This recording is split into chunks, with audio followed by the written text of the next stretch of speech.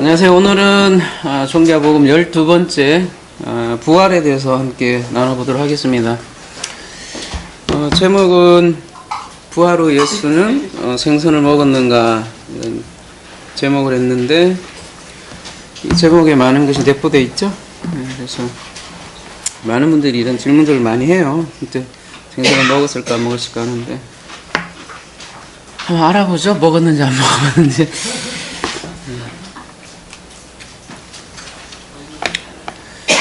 우리 기독교는 부활의 종교라고 하죠. 그래서 예배 때마다 사실 몸이 다시 사는 것과 영원히 사는 걸 믿사오며 이렇게 사도신경을 고백을 합니다. 근데 이 사도신경의 그 전제는 액면 그대로 예수님께서 재림하실 때에 죽은 육체의 몸이, 사르스 몸이 부활해서 영원히 산다는 고백이죠. 육체가 그대로 부활해서, 그것도 언제냐면 예수께서 재림해서 영원히 산다는 그런 고백이고요. 이런 고백은 이 죽음을 육체의 죽음으로 이해한다는 전제가 깔려 있죠. 따라서 우리는 부활을 논하기 위해서는 먼저 성경에서 말하는 죽음을 먼저 알아야 할 것 같습니다. 마태복음 8장 22절 함께 가보도록 할게요.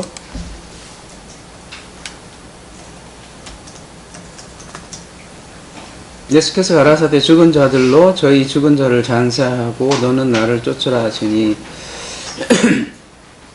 이때 죽은 자들로 장사하게 하라고 하죠. 이 죽은 자들.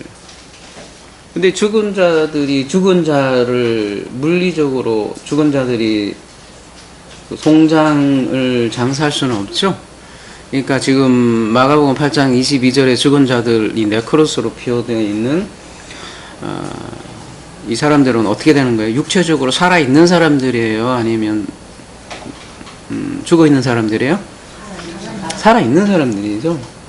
그러니까 이게 육체적으로 죽은 사람을 네크로스라고 하지 않는구나, 성경에서는. 그거를 우리가 알 수 있죠. 따라서 죽음은, 성경에서 말하는 죽음은 몸이 죽는 것을 말하지 않습니다. 성경에서 말하는 죽음의 정의는 말 그대로 하나님의 생명이 없는 거예요. 생명이. 하나님의 생명이 없으면 네크로스예요. 이게 우리가 이렇게 살고 죽는 이런 문제가 아니라 육신에게 죽은 거를 논하지 않아요. 성경에서는. 어차피 육신은 죽어도 부활로 다시 얘기를 하기 때문에, 그래서 죽은 자들이 죽은 자들을 장사하라 이렇게 말씀을 하신 것이죠. 그렇다면 하나님의 생명 없음이 죽음이라고 한다면 하나님의 생명은 그러면 무엇일까? 요한복음 6장 63절에 저희가 자주 다루는 본문이죠. 살리는 것은 영이니 육은 무익하니라. 이때 영은 푸뉴마고요. 육은 무익하니라 할 때 사르스죠. 내가 너에게 이른 레마, 말이 영이요, 푸뉴마요. 그 다음에 생명이라, 조에라. 이렇게 얘기를 하죠. 지금 생명과 푸뉴마를 지금 동의어로 이렇게 카이로 이렇게 묶어버려요. 생명과 조에는 푸뉴마와. 그러니까 하나님의 생명이 없음, 이 얘기는 하나님의 영이 없음, 그 얘기하고 똑같죠. 요한복음 14장 6절에는 이렇게 말씀을 하세요. 예수께서 내가 곧 길이요 진리요 알레데이아 생명이니 나로 말미암지 않고는 아버지께로 올 자가 없느니라. 물론 여기서 내가 곧 길이요 진리요 생명이라고 할 때 이 내는 그 사르스의 육체의 그 2000년 전에 예수를 얘기하는 게 아니겠죠? 왜냐하면 아까 길이요 진리요 생명, 그 생명과 푸뉴마가 같이 얘기하고 그 내가 한 레마가 조예요. 푸뉴마라고 얘기를 했잖아요. 그렇기 때문에 내가 곧 길이여 할 때 이 나는 우리가 흔히 예수천국 불신지옥 이거에 대한 그 메시지에 깔린 저변에 깔린 사상은 뭐냐면 그 역사적 예수 믿기만 하면 천국 간다는 생각을 가지고 있거든. 다른 불신자들은 모두 그냥 안 되는 거예요. 그 2000년 전에도 그러니까 자꾸 조선시대 이순신 어떻게 되냐 물어보는 것들이 그런 사상이 깔렸기 때문에 자꾸 묻는 거란 말이죠.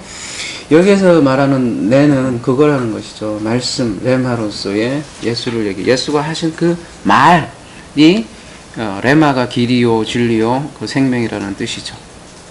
그래서 성경에서 말하는 생명은 또 이 알레theia 진리하고도 연결이 되죠. 그래서 생명 자체가 생명이 진리와 연결되는 개념이에요. 그래서 따라서 생명은 진리요, 푸뉴마요, 또 이 진리 대신 그리스도를 뜻하는 것이 생명입니다.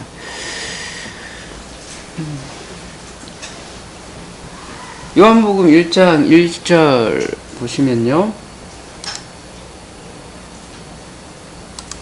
태초에 말씀이 계시니라 이 말씀이 하나님과 함께 계셨으니 이 말씀은 곧 하나님이시다. 그 말씀이 영이잖아요. 푸뉴마고. 그가 태초에 하나님과 함께 계셨고 만물이 그로 말미암아 지은 바 되었으니 지은 것이 하나도 그가 없이는 된 것이 없느니라. 근데 그 말씀 안에는 생명이 있었으니 이 생명은 사람들의 빛이라. 빛이 어둠에 빛이 돼 어둠이 깨닫지 못하더라 이렇게 얘기를 하지 않습니까? 그러니까 그리스도 안에 생명이 있다고 지금 말씀을 하고요. 그리스도는 또 지금 말씀이라고 얘기를 하네요. 따라서 말씀이 없으면 뭐가 없는 것이죠? 생명이 없고 진리가 없고 다 같은 말이죠. 따라서 죽음을 다시 한번 정의하자면 뭐예요? 뭐가 없는 것이죠? 네, 다 같은 말이에요. 생명이 없고 또 말씀이 없고 또 진리가 없고 또 그거를 그리스도가 다 그리스도라고도 표현을 하고요. 그러니까 없는 것이죠. 그러니까 이러한 진리가 없으면 어떠한 현상이 일어나느냐? 혼이 죽는다고 성경에서는 얘기를 해요. 그래서 영과 혼을 성경에서는 달리 얘기를 해요. 물론 개혁개정에는 굉장히 혼합해서 막 번역을 했어요. 개념 없이. 왜냐하면 네페시 하면 옛날에는 혼이 나갔다, 넋을 나갔다 이렇게 막 귀신 개념 이런 느낌을 우리는 갖고 있나 봐요. 한국 사람은. 근데 그걸 피하기 위해서 영혼으로 이렇게 표현을 한 것 같은데 원래 네페시는 혼이에요. 근데 혼은 원래 그 넋이 나간다 그런 혼 개념이 아니라 그냥 살아있는 사람을 그냥 혼이라고 얘기를 하는 거예요. 생명체. 에스겔서 18장 4절 가보도록 하겠습니다. 이것도 저희들이 많이 다루었던 말씀인데요. 많이 나온다는 것은 그만큼 중요하다는 거겠죠. 모든 영혼이 다 내게 속한지라 아비의 영혼이라고 번역이 되어 있지만 사실은 그냥 혼이라고 해야 돼요. 모든 쉽게 얘기해서 그런 게 soul이잖아요. soul. 모든 생명은 그러니까 이때 생명은 우리 사람으로서의 호흡이거든요. 원래 네페시가 모든 호흡은 나에게 속한 거다. 그런 얘기 하는 거예요. 모든 영혼이 다 너무 세지 않아요? 이 소리가 그쪽으로 흡수되면 여러분 큰일 납니다. 모든 영혼이 다 내게 속한지라 아비 영혼이 내게 속한 같이 아들의 영혼도 내게 속하였나니 범죄하는 그 영혼이 죽으리라 이렇게 되어 있는데요. 전부 다 지금 영혼이라고 번역되어 있는 거는 네페시, 혼 모든 생명체가 다 내게 속한지라 이런 뜻이죠. 근데 어떤 사람이 지금 죽으리라 이렇게 되어 있냐면 하타 범죄하는 그 영혼이 죽는다 그 얘기를 하고 있어요. 지금 목사들이나 그 복음 전도자들이 끊임없이 인간의 죄인됨을 외치잖아요. 그 메시지는 어떤 의미로 얘기를 하냐면 우리는 명령을 어겼어요. 그죠? 죄인이죠. 그래서 아버지가 말한 대로 우리는 말하지 않았고 그래서 그는 화가 났고 이거 메일로 보내드리는데. 제가 오프라인으로 그냥 들으려고요. 그러니까 그 메일로 제가 항상 보내드려요. 그러니까 메일 주소를 드리면 제가 그냥 보내드릴게요. 이렇게 안 돼. 뭐 whatever. 하여튼 아버지가 말한 대로 우리는 하지 않았고 그래서 아버지는 화가 났어요. 그래서 이 엄청난 벌을 피하는 유일한 길은 어떻게 해요? 실제로 어떤 죄의식을 느끼면서 잘못을 말하고 다시는 그렇지 않겠다고 약속하는 그런 의미 정도잖아요. 교회에서도 죄라는 관념 자체가. 근데 성경에서 말하는 죄의 궁극적인 그 정의하고는 사뭇 많이 다르죠. 이 하타라는 그 자체가 여러분이 보시다시피 원래 이 빗나가다라고 되어 있는데 뭐 헬라어도 마찬가지로 하말티아잖아요. 하말티아. 궁술에서 나온 말인데 이렇게 활을 쏴요. 쏘면 관역의 땅 정중앙에 맞춰야 되잖아요. 근데 그 정중앙에서 벗어났다라는 게 하말티아예요. 그러면 관역의 정중앙은 어디란 얘기예요? 정중앙. 관역이 이렇게 있으면 9점, 뭐 8점, 7점, 땅 여기를 맞춰야 정중앙인데요. 벗어나면 관역에서 벗어났다 이렇게 얘기를 하는 거죠. 쉽게 얘기하면 핵심에서 벗어난 거죠. 핵심에서. 정중앙에서 딱 벗어났으니까. 그걸 죄라고 그래요. 성경에서는. 그러면 핵심은 뭐냐 이거죠. 아까 얘기했던 바로 그거죠. 정중앙 자체가 생명, 진리, 말씀, 그리스도, 하나님 그 자체예요. 그래서 그 생명 자체에서 벗어나면 죽음이잖아요. 응? 생명에서 벗어났기 때문에 죽음이라고요. 그거를 혼이 죽는다 그렇게 얘기를 해요. 그래서 living soul이 있고 dead soul이 있다는 것이죠. 겉으로 그러니까 육체는 돌아다니는데 사실은 그 혼이 죽어 있는 것이죠.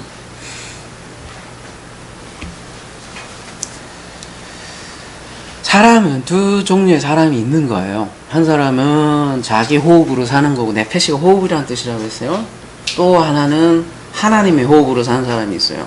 그리고 이 호흡도 내 호흡이 아니라고 생각을 하고 실제로 하나님의 호흡으로 생각하고 사는 사람이 있어요.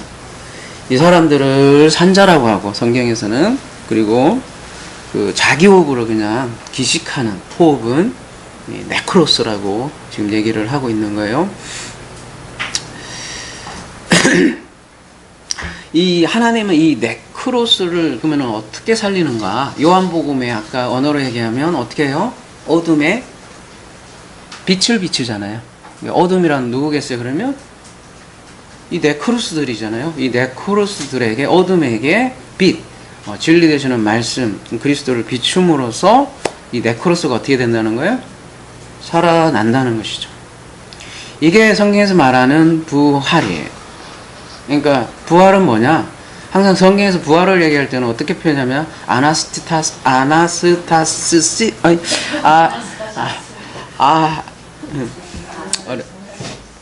이 무식이 드러나네요. 네. 아는 척 하다가, 그죠? 네.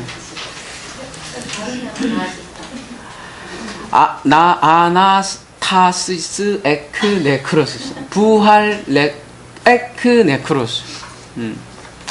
뭐, 이거 발음 못한다고 뭐, 그건 아니잖아요.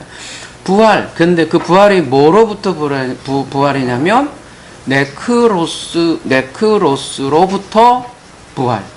그 희한해요. 성경에서는 항상 예수님께서 이런 식으로 표현 안 해요. 예수님이 죽음에서 부활했다. 이렇게 얘기 안 해요. 여러분 한번 성경을 자세히 살펴보세요. 그러면 항상 뭐라고 표현하냐면, 죽은 자들 가운데서 부활했다. 이렇게 표현을 하거든요. 근데 그 죽은 자들 가운데서 부활했다면 어떤 느낌이 들어요? 죽은 자들 가운데서. 죽은 자들 가운데서면, 아니, 이게 죽은 인간들이 이렇게 있어. 죽은 자들 가운데서. 아니, 느낌이 이렇잖아요. 우리 개혁개정의 번역은 죽은 자들 가운데서, 여기서 이제 예수님이 하나 이렇게 일어났다, 이렇게 부활했다 이런 느낌이 들지 않나요? 그러면 이거는 영어로 얘기하면 among을 써야 돼요. among을 쓴다고요.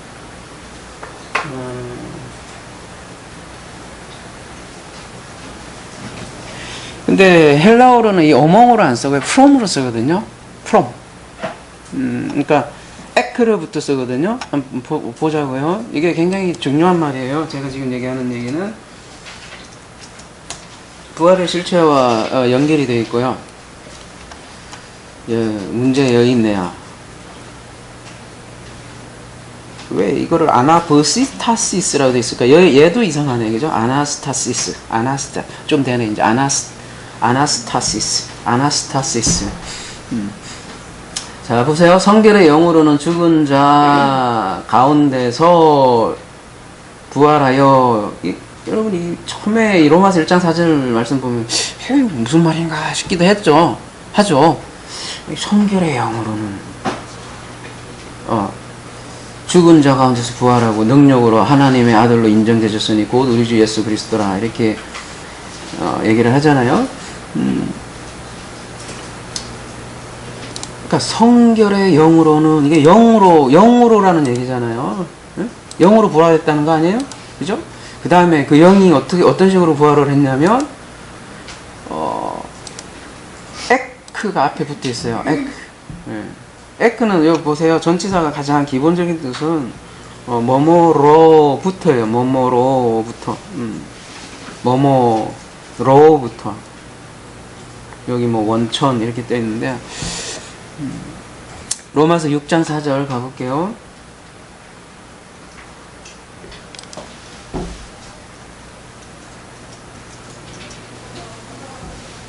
그러므로 우리가 그의 죽으심과 합하여 세례를 받음으로 그와 함께 장사되었으니 이는 아버지의 영광으로 말미암아 그리스도를, 여기도 마찬가지로 하잖아요.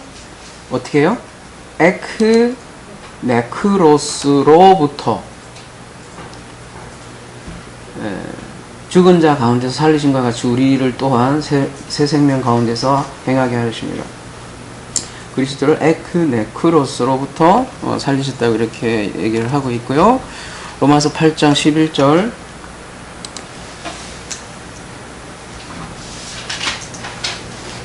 예수를 죽은 자 가운데서 살리신 이의 영이 너희 안에 거하시면 그리스도 예수를 죽은 자 가운데서 살리신 이가 너희 안에 거하시는 그의 영으로 말미암아 너희 죽을 몸도 살리리라. 여기도 하필이면 이렇게 그냥 이렇게 표현해도 되잖아요. 그러니까 예수를 살리신, 그렇잖아요. 예수를 살리신 하나님이 너희 안에 계시면 이렇게 얘기해도 되잖아요. 혹은 예수를 죽음으로부터 살리신 이렇게 얘기해도 되잖아요. 근데 꼭 죽은 자들 로부터 이런 표현을 한다는 거죠. 고린도전서 15장 12절,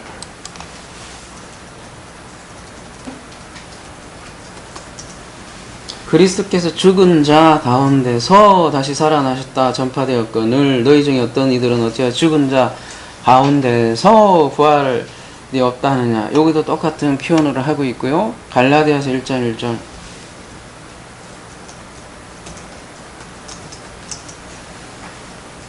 여기도 죽은 자 가운데서 그리스도를 살리신 하나님, 이렇게 얘기를 하고 있고요. 에베소서 1장 20절, 중요한 문구 구절들은 대부분 다 이렇게 돼 있어요. 그의 능력이 그리스도 안에서 역사사 죽은 자들 가운데서 다시 살리시고 하늘에서 자기 오른편에 앉히사, 이렇게 돼 있고요. 골로새서 2장 12절,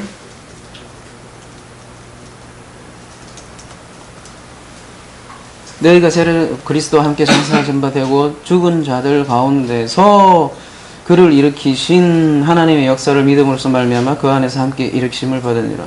죽은 자들 가운데서, 여기도 마찬가지로 그 표현을 그렇게 하고 있어요. 전부 다 에크라는 전치사, 요게 별거 아닌 것 같아도요. 이 에크라는 동사 하나가, 아니 전치사 하나가 많은 것을 얘기를 한다는 것이죠.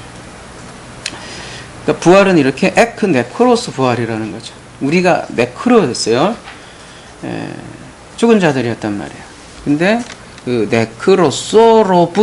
그러니까 그 네크로스로부터 부활한다고.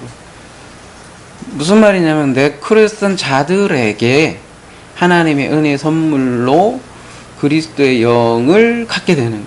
그러니까 네크로스들에게 부활하는 거예요. 다른 말로 하면, 그래서 네크로스가 그리스도의 영을 가졌기 때문에, 그래서 그 네크로스들이 네페시가 살아나서 생명이 되는 거죠. 에스겔 환상처럼. 그래서 이런 하나님의 그걸 이제 생명을 우리가 가졌다고 해요. 그리스도가 우리 안에 부활했으니까 우리 안에요. 그러니까 몸에, 사실은 그런 사람들은 성경에서 몸에 이런 육신요, 사르스죠. 몸의 생사와 상관없이 이미 그 사람들은 뭐예요? 죽음과 관련이 없다고 얘기를 해요.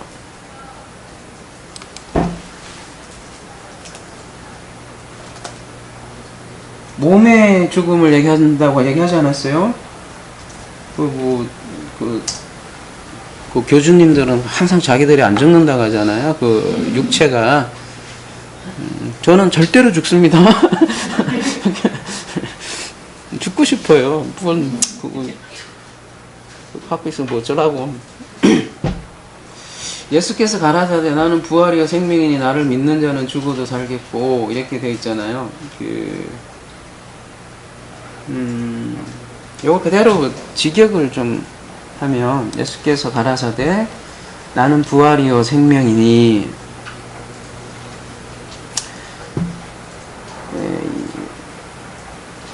이게 느낌이 어떤 느낌이냐면, 나를 믿는 자는 죽어도 살겠고 살아도 살겠고, 그런 느낌이잖아요. 근데 그냥 그대로 번역을 하면 조금 뉘앙스가 달라요. 어떻게 다르냐면, 저 뒤에가 나를 믿는 자는 이잖아요. 호 피스티오 에이스고, 나를 믿는 자는 칸 이게 문제인데, 칸이 이게 가장 기본 뜻은 만일 뭐뭐 한다면 뜻이거든요. 이분도라기보다는 만일 뭐뭐 한다면. 그러니까 자, 나를 믿는 자는 만일 가정법 과거잖아요. 죽었다면, 그 다음에 자오는 여기요, 제센타이는 동사실법 미래잖아요. 그러니까 나를 믿는 자는 만일 죽었다면 지금 살 것이요. 그리고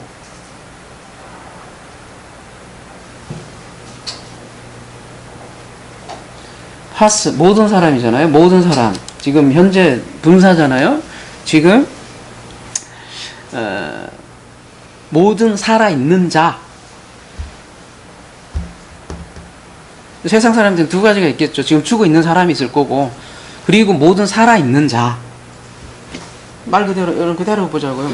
그리고 모든 살아있는 자, 그리고 카이, 나를, 지금 현재잖아요. 이것도. 믿는 자는 영원히 죽지 않는다. 그 다음에 너는 이것을, 의문이 아니죠? 뭐 의문형도 아니잖아요. 너는 이것을 어떻게 해요? 그냥 믿었다, 믿는다, 이거잖아요. 뉘앙스가 다른 거 좀 느껴지세요? 안 느껴지세요? 나를 믿는 자는 꼴딱 죽어도 살겠고 살아도 살냐, 이런 조금 이기적인 그런 느낌이 아니라, 나를 믿는 자는 만일 죽었다면 살아날 것이고, 그러니까 죽은 자들은 살아날 것이고, 이미 살아있는 자 있을 거 아니에요. 이미 이제 살아있는 사람들은 이미 영원히 죽지 않는다고요. 이해가 안 되시나? 내가, 그러니까 욕심이 들어, 그러니까 왜 이걸 해갖고 죽어도 살아나겠고, 살아도 살아나겠고, 그런 걸로 생각을 하시잖아요. 그게, 원어는 그런 뉘앙스가 아니라, 세상 사람들은 이게 죽어 있는 사람들과 살아있는 자들이 있다는 거죠. 근데 죽어 있는 자들이 나를 믿으면 살아날 것이라는 거고, 살아 있는 자는 이미 죽음과 상관이 없다는 얘기라는 거죠. 자, 그래서 부활은 네크로스로부터 부활이다. 아나스타스 에크 네크로스다. 그러면 그 네크로스로부터 부활이 이제 의미가 무엇인지 지금부터 구체적으로 살펴보도록 하겠습니다. 우리 마가복음부터 출발을 해봅시다. 오늘은 이제 공관복음의 가장 끝부분을 이제 쭉 훑어볼 건데요. 16장. 마가복음이 복음서 중에 가장 먼저 쓰여진 책이라고 거의 99.9% 학자들이 동의하고 있습니다. 저도 그렇고요. 근데 놀랍게도 마가복음은 부활을 아주 담백하게 묘사하고 있어요. 다른 공관복음서보다도. 한번 우리 평소에 잘 안 읽으니까 한번 쭉 한번 읽어봅시다. 안식일이 지남에 막달라 마리아와, 이따 영화도 볼 거니까, 야고보의 어머니 마리아와 또 살로메에 가서 예수께 바르기 위하여 향품을 사다 두었다가 안식 후 첫날 매우 일찍이 해 돋을 때 그 무덤으로 가며 서로 말하되 누가 우리를 위하여 무덤에 돌을 주리어 하더니 눈을 들어본 적 벌써 돌이 굴러져 있는데 그 돌이 심히 크더라. 무덤이 들어가서 흰 옷을 입은 한 청년이에요. 다 달라요. 공관복음마다. 우편 앉아있는 것을 보고 놀라며 청년이 이르되 놀라지 말라. 너희가 십자가에 못 박히신 나사렛 예수를 찾는구나. 그가 살아나셨고 그가 여기 계시지 아니하니라. 보라, 그를 두었던 곳이니라. 가서 그의 제자들과 베드로에게 이르기를 예수께서 너희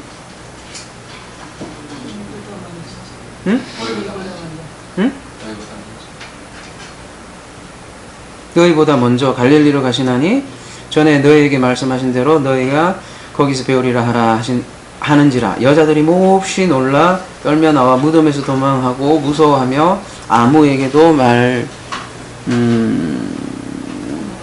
말도 하지 못하더라. 이렇게 끝나죠. 마가복음에서는요 이렇게만 딱 표현해요. 그냥 아주 심플해요. 어떻게 해요? 그가 살아나셨고 여기 계시지 아니하니라. 아주 심플하죠? 이게 끝. 예? 왜 끝이냐고요? 8절 이후에는 없는 본문이에요, 이거. 9절부터는 이 꺾인 표가 있죠? 여러분 성경을 볼 때 이 꺾인 표를 이렇게 딱 접하면 원래 본문에는 없던 구절이다 이렇게 생각을 하시면 돼요. 그러니까 그러니까 우리가 헬라어 원어를 보잖아요. 그러니까 뭐라고 해야 되나? 본문에는 여러 가지 본문이 있는데 어떤 본문에는 있고 어떤 본문에는 없고, 이제 그걸 성서 비평학이라고 하는데, 꺾인 표가 있다는 거는 원래는 없다 이렇게 생각하는 게 훨씬 더 여러분은 편하실 거예요. 없던 거예요. 근데 왜 갑자기 이제 9절 이후에 생겼을까요, 여러분? 여자들이 몹시 놀라 떨며 나와 무덤에서 도망하고 무서워하여 아무에게도 말도 하지 못하더라. 어쩐지 좀 밋밋해 보이기도 하죠. 어떤 면에서. 딱 부활하시면 짜잔 해갖고 좀 멋있는 뭐가 있어야 될 것 같은데 그냥 아무 말도 하지 못하더라고요. 끝 하면 그냥 당황스럽잖아요. 그런 면에서 이제 9절 이후에 이런 스토리가 더 들어간 거죠. 근데 8절을 이렇게 끝나도 마가복음은 충분히 의미가 사실은 있어요. 왜냐하면 여러분 마가복음의 가장 주된 주제가 뭐예요?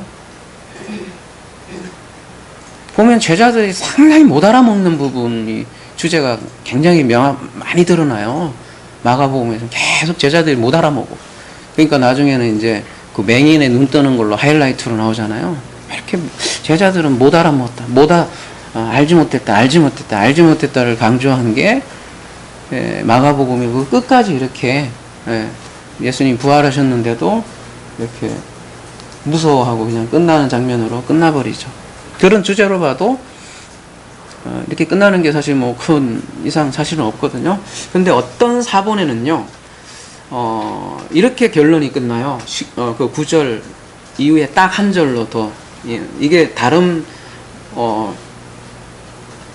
그러니까 다른 사본에 이런 게 있다는 거는 한번 여러분에게 소개시켜 드릴게요.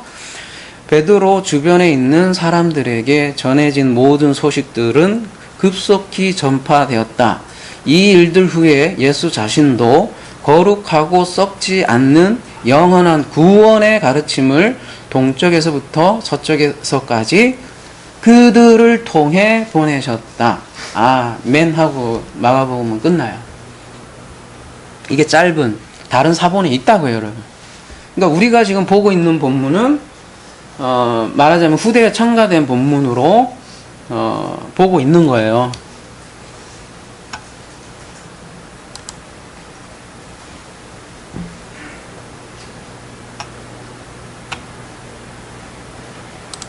예.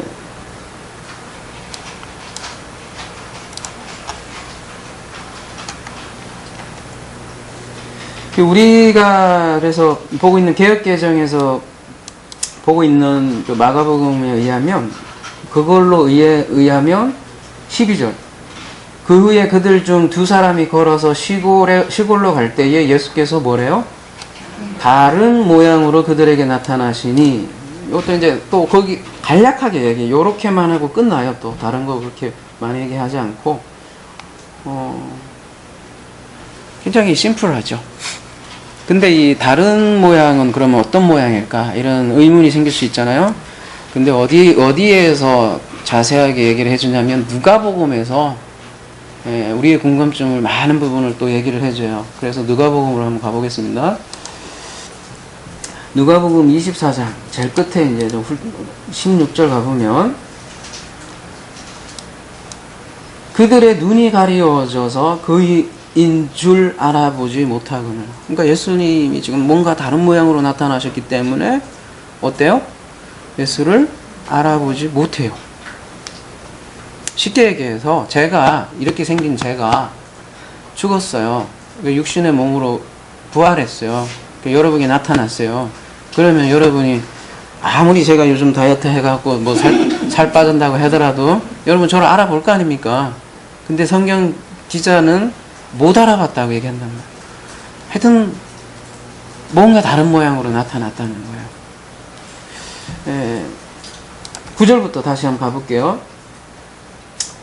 24장 9절. 무덤에서 돌아가 이 모든 것을 11사도와 다른 모든 이에게 알리니, 이 여자들은 막달라 마리아와 요한나와 야고보의 모친 마리아라, 또 그들과 함께한 다른 여자들도 이것을 사도들에게 알리리라. 사도들은 그들의 말이 허탄한 듯이 들려 믿지 아니하나니. 여자들, 마가복음은 여자가 주인공이죠. 근데 이제 누가복음은 지금 남자가 주인공으로 등장을 해요. 그래서 여러분, 베드로가 갑자기 등장을 합니다. 12절. 베드로는 일어나 무덤에서 달려가서 구부려 들여다보니 세마포만 보인지라 그 된 일을 놀랍게 여기며 집으로 돌아가니라. 누가복음 12장 11절 원어로 가볼게요.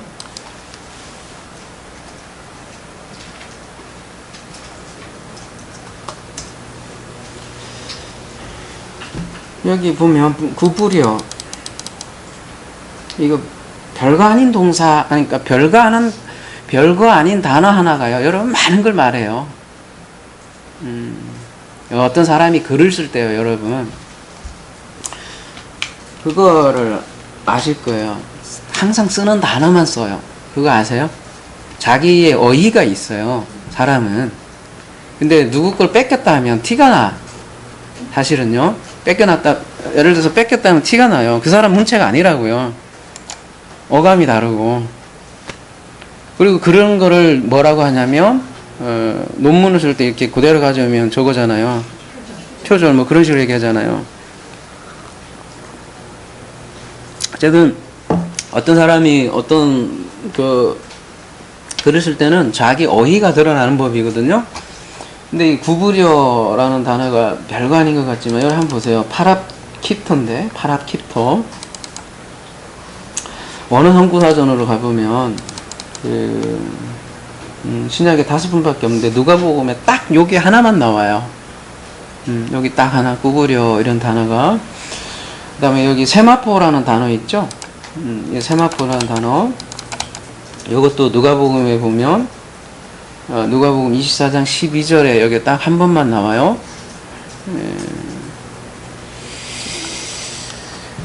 근데 누가복음 23장에 가보면요,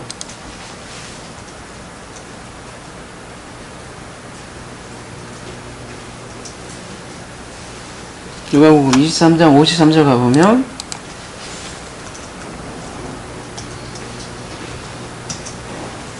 여기도 세마포 나와요. 세마포. 여러분 뭐 벌써 보셨는지 모르겠지만 단어가 어때요? 같아요? 틀려요? 달라요.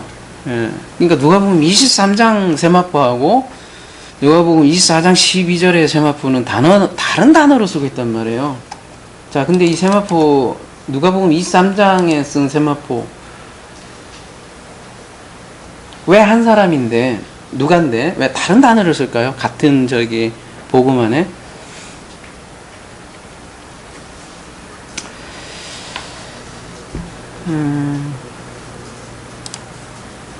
오늘 본문으로 다시 와볼게요. 그래서 누가복음 24장 11절에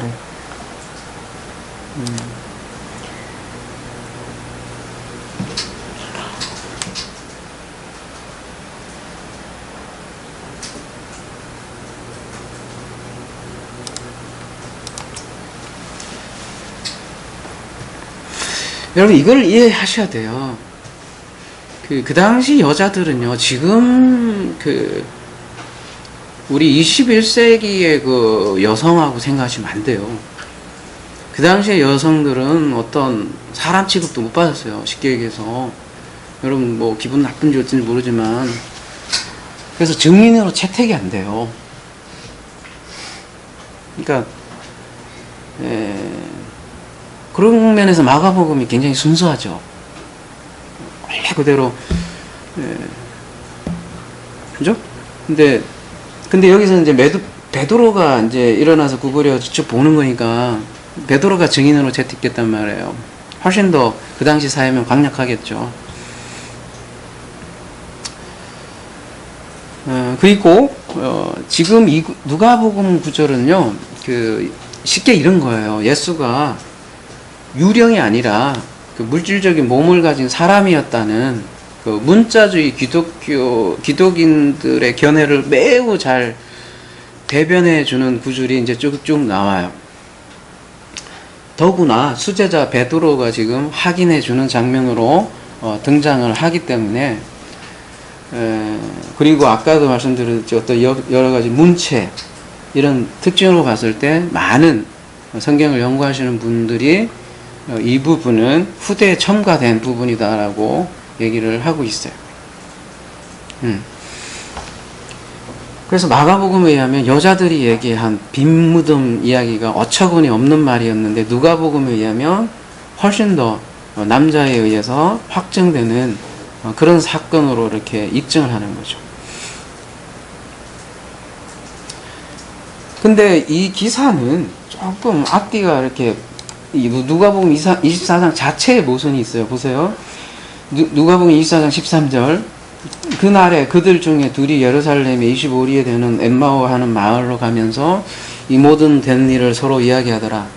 그들이 서로 이야기하며 문의할 때 예수께서 가까이 이르들어 그들과 동행하시나, 아까도 말했듯이 그들이 눈이 가려져서 그인 줄 알지 못하거늘.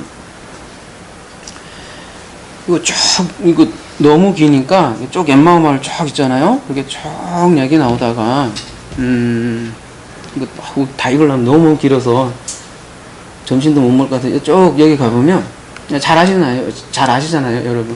쭉 엠마오 마을 제자들과 가다가 모세와 선지자를 통해서 성경을 다 풀어주시는 그런 장면이 쭉 되잖아요.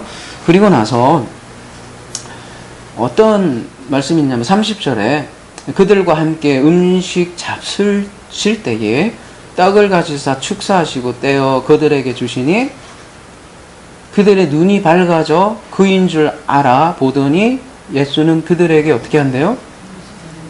보이지 아니하는지라. 이 무슨 얘기예요 갑자기? 이 떡을 떼고 축사를 한다 이거 의미 굉장히 깊거든요. 성찬식이잖아요. 떡을 떼고 축사를 하니까 갑자기 예수는 보이지 않는데 그 얘기는 예수를 알아보자마자 말씀을 풀어주시잖아요. 그러니까 예수를 이렇게 알아보자마자 예수가 어떻게 된다는 얘기예요? 갑자기 예수가 막 도망갔다는 얘기예요? 갑자기 사라졌다니까요. 그 장면을 얘기하는 거예요. 그래서 32절에 그들이 서로 말하되 길에서 우리에게 말씀하시고 우리에게 성경을 풀어주실 때에 우리 속의 마음이 뜨겁지 아니하더냐. 이렇게 깨달음으로 지금 얘기를 하는 거거든요. 성경에서. 그리고 이제 33절 곧 그때로 일어나 예루살렘에 돌아가 보니 11제자 및 그들과 함께 한 자들이 모여 있어 말하기를 주께서 과연 살아나시고 시몬에게 보이셨다 하는지라. 이게 시몬에게 보이셨다 할 때 이 동사도 호라오예요.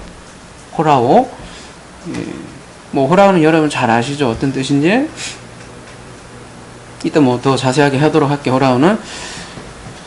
그리고 35절에 두 사람도 길에서 된 일과 예수께서 떡을 떼심으로 자기들에게 알려주신 것을 말하더라.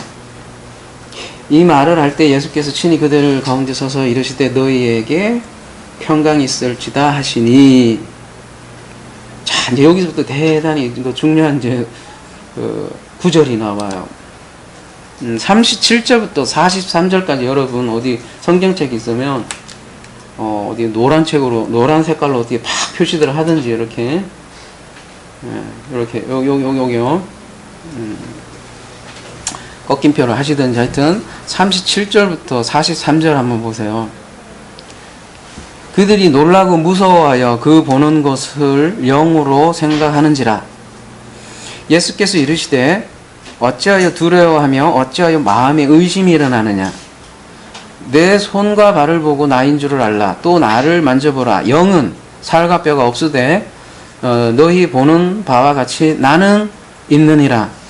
이 말씀을 하시고 손과 발을 보이시나 그들이 너무 기쁨으로 아직도 믿지 못하고 놀랍게 여길 때에 이르시되 여기 무슨 먹을 것이 있느냐 하시니 이에 구운 생선 한 토막을 드리니 받으사 그 앞에 잡수시더라. 이렇게 되어 있죠.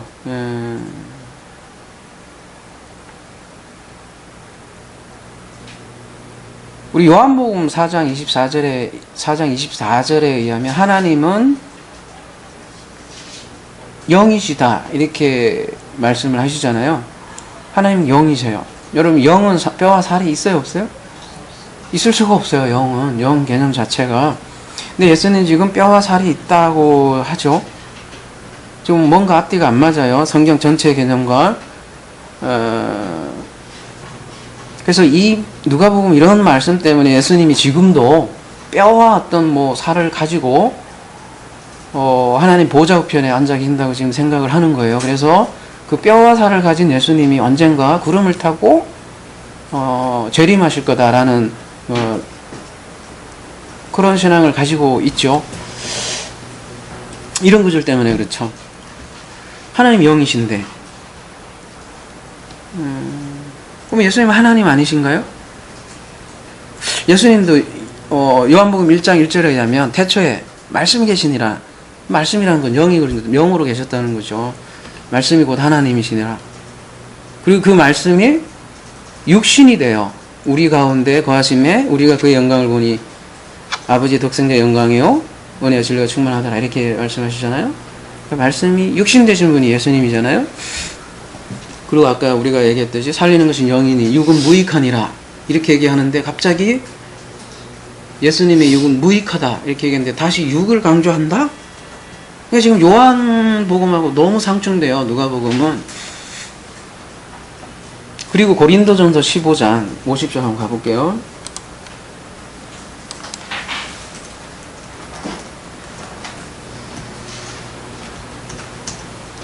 형제들아 내가 이것을 말하노니 혈과 육은 하나님 나라를 유업으로 받을 수 없고 또한 썩은 것은 썩지 아니한 것을 유업으로 받지 못하느니라. 이게 부활장이잖아요. 부활장이 제일 뒤에 거의 마지막에 결론 부분처럼 나오는데, 이 하나님 나라는 사르스와 피와 지금 살이거든요. 아까 말하자면 피와 살은 하나님 나라의 유비, 그러니까 피와 살과는 하나님 나라하고는 상관없다고 지금 얘기를 한단 말이에요.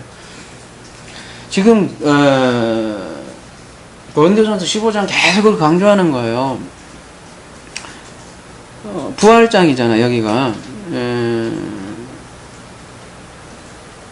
42절 가봐요.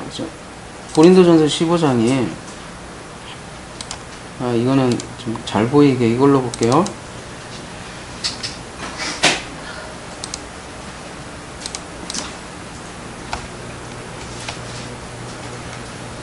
죽은 자의 부활도 그와 같으니 썩을 것으로 심고 썩지 아니할 것으로 다시 살. 자, 두 개를 항상 비교를 해요. 썩을 것과 썩지 아니할 것. 43절. 욕된 것으로 심고 영광스러운 것으로 다시 살고, 약한 것으로 심고 강한 것으로 다시 살며. 응? 전혀 다른, 아까 마가복음에는 다른 모양 이렇게 얘기했지만 이건 자세하게 푸는 거예요. 육의 몸으로 심고, 여기 육은 이런 육이 아니라 푸시키코스, 소마 푸시키코스, 오늘 발음 되게 안 되네.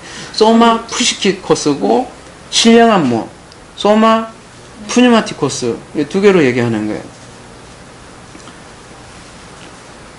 계속 이렇게 사도 바울이 이렇게 둘이로 소마 푸시키코스하고 소마 푸뉴마티코스로 나누어 설명하고 있는데, 그러니까 부활체는 뭐라는 얘기냐면 결국은 소마 푸뉴마티코스라는 얘기를 하는 거거든요.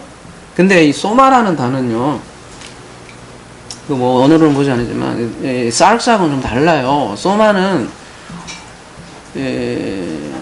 푸뉴마를 담는 그릇이에요, 일종의. 그렇게 생각을 하시면 될 것 같아요. 그래서 뭐를 담느냐에 따라서 이 소마가 푸뉴마티코스, 소마 푸뉴마티코스도 되고 소마 사리키코스도 되고 그런 거예요. 단순한 이렇게 육체를 얘기하는 건 아니에요. 소마는 성경에서 얘기하는 거는. 그래서 소마에는 육의 몸이 있고 영의 몸이 있다, 이렇게 계속 부활장에서 이렇게 얘기하거든요. 근데 이게 언제 일어나느냐? 그 푸뉴마가 우리의 소마에 임할 때 일어나는 일이라고 지금 얘기를 하는 거거든요. 하나님이 영이시래요. 그리고 뼈와 살은 하나님 나라 유업을 받을 수 없다고 지금 얘기를, 사도 바울도 이렇게 얘기하고 있는데, 누가복음에서는 다시 돌아오면 뭐라 그래요?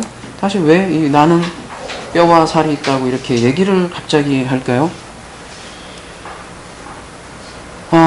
공간복음, 여러분 그 공간복음이라고 하잖아요. 공간복음 이렇게 비교를 하면 이 말씀이 다른 복음서에는 있을까요? 없을까요? 없어요. 누가복음에만 있다고요. 그러면 누가복음에만 이 말이 있다는 얘기는 거꾸로 무슨 말이겠어요? 응? 여러분이 그 공간복음을 볼 때 이제 좀 시야가 열려야 돼요. 그런 면에서. 다른 복음서는 없는데 이 복음서만 있어. 그러면 이 복음서에서만 있다는 건 무슨 얘기를 하려고 하는 거예요? 상식적으로. 예? 대답을 해보세요, 저에게. 의도가 뭐냐고요? 다른 복음서에는 없어요. 이 복음서에만 이 문장이 있다고요. 그러면은 그 의도가 뭐냐고요? 아니, 이런 내용 아니더라도 그 기사가 그 복음서에만 있다는 거는 그 기자가 강조하는 부분이 있는 거죠. 예? 그 다른 복음서에서는 그걸 강조 안 하는데 여기에 특별히 더 있다는 거는 그 기자가 강조하는 부분이 있다라는 거죠. 누가복음에만 강조된 부분이라고요. 지금 분명히 마가복음에서도 다른 모양으로 오셨다고 했고, 다른 복음서에도 보면 또 더 살펴보겠지만 벽을 통과하시고 그래요. 문을 다 닫아놨는데, 그리고 평안하느냐 이렇게 한단 말이에요. 근데 여기서는 왜 갑자기 뼈와 살을 강조를 하느냐 이거죠. 여기에 기독교 히스토리가 있다는 거예요. 무슨 히스토리가 있냐면 초대교회 때 아주 열심히 싸웠다고요. 문자주의자들이 예수의 부활을 지금 우리가 가지고 있는 육체 그대로 부활했다고 믿었던 문자주의자들이 있었다는 것이죠. 그런데 원래 성경의 기록자들은 예수의 부활체를 그렇게 보지 않았다는 거죠. 뭐 이해되세요? 원래 성경 기록자들은 부활을 그렇게 이해하지 않았어요. 사도 바울이 얘기했던 것처럼 에크네코로스였단 말이에요. 사도 바울 말처럼 원래 썩지 않을 것, 영광스러운 것, 영의 몸으로 이해를 했단 말이죠. 이러니까 자꾸 사람들이 뭐라고 하잖아. 그러니까 그 문자주의자들이 그 육체를 방어하기 위해서, 예를 들면 삼위일체의 그 육신의 예수 있잖아요. 아직도 저 가 있는 예수. 그거를 방어하기 위해서 더 강조하기 위해서 쉽게 얘기해서 이 구절은 삽입된 구절이에요. 여러분 36절에서 44절 바로 이어가 보세요. 문맥이 어떤지요. 문맥을 보시라고. 36절. 이 말을 할 때 예수께서 친히 그들 가운데 서서 이르시되 너희에게 평강이 있을지어다 하시니, 바로 넘어가 볼게요. 또 이르시되 내가 너희에게 함께 있을 때 너희에게 말한 대로 곧 모세의 율법과 선지자의 글과 시편에 나를 가리켜 기록된 모든 것이 이루어져야 하리라 한 말이 이것이라 하고. 여러분 문맥이 어떻습니까? 훨씬 더 자연스러워요. 이게 갑자기 들어감으로써 이상해진다니까. 여러분 누가복음을 다시 한번 세세하게 읽어보세요. 그러면 다른 그 마태, 마가에서 그린 예수와 조금 달라요. 성격이 어떻게 다르냐면, 마태복음에는 굉장히 이 마가복음에는 굉장히 인간적인 예수로 나오고요. 누가복음에는 굉장히 그러니까 화를 별로 내지 않는 예수로 나와요. 마태복음에는 막 욕하는 예수로 나오고. 근데 누가복음에 굉장히 화를 안 내요. 굉장히 침착하고. 보세요. 누가복음 22장.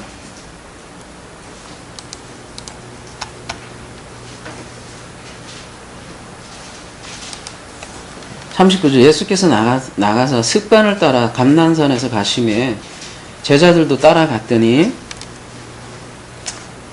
그곳에 이르러 그들에게 이르시되 유혹에 빠지지 않게 기도하라 하시고, 그들을 떠나 돌 던질 만큼 가서 무릎을 꿇고 기도하여 이르시되 아버지여, 만일 아버지의 뜻이거든 이 잔을 내게로 옮기옵소서. 그러나 내 옴대로 마옵시고 아버지의 온대로 되기를 원하나이다 하시니.